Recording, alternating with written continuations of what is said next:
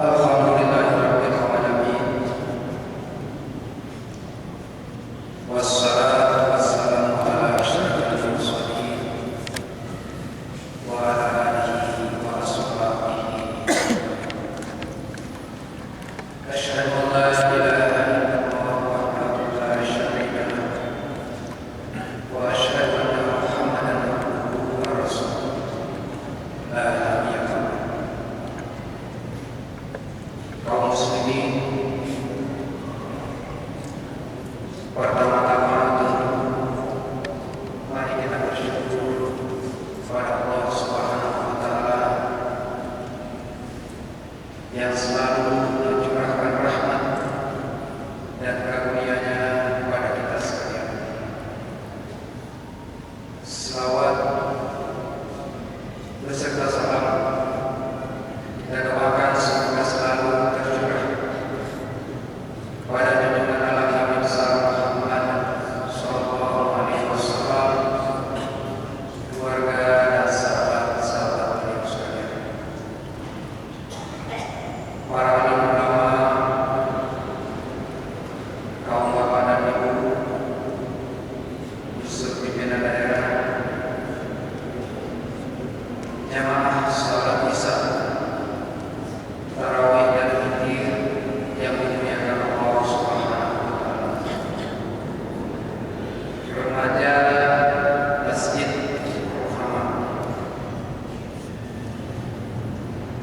melaksanakan satu kegiatan dalam bulan Ramadan ini, yaitu memperingati nuzul Al-Quran, memperingati awal mula turunnya Al-Quran.